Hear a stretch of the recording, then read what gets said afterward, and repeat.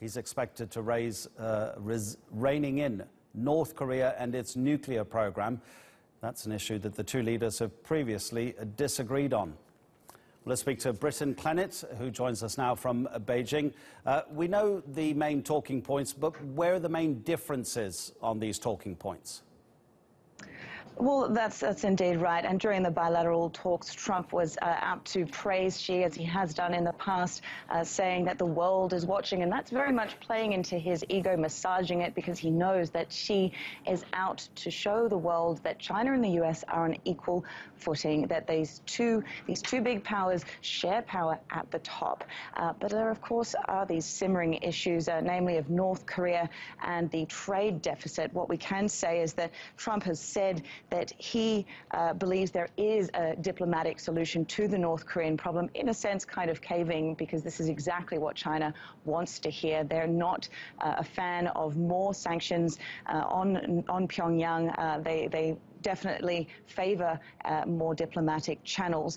On the trade issue, yes, this is a huge sticking point. Trump has made no secret of the fact that he thinks that there is an unequal trade agreement between the two countries. The trade deficit is something that plays on him a lot. He said in diplomatic talks earlier that it's too bad that past administrations have let trade imbalance, go too far. So, this is Xi has said that cooperation is key. So these are going to be issues that play on during the visit.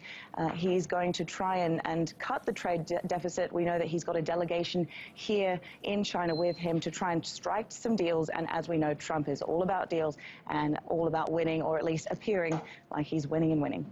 Brittyn, do you think, we haven't heard it in public, do you think in private that Xi Jinping may be saying to Donald Trump, look, Mr. President, we simply can't afford the North Korean regime to collapse. It's right on our doorstep. If that happens, it's going to create a big problem for us.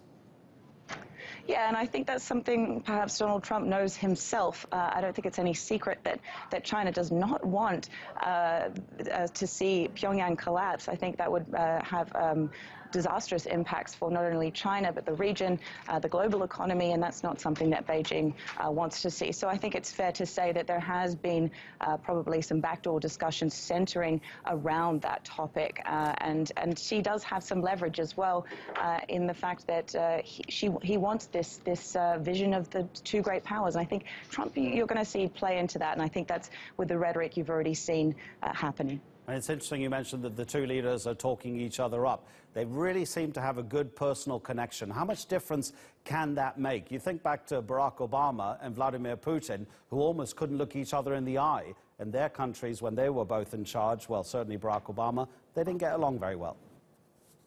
Yeah, I mean, we all know the issues, and they do simmer beneath the surface, but these two leaders, at least on the surface, do like to show that they are friends. President Trump has often praised Xi, saying that, he thinks he's a good guy, that he's the king, or that he's like the king. So there's definitely some camaraderie, for want of a better word, between the two. And I think that is important. It also is important to show Chinese people here that these two great powers can stand on equal footing together. And both the leaders are really out to prove that they can bring their countries back to greatness, in a sense. So that is something that they share.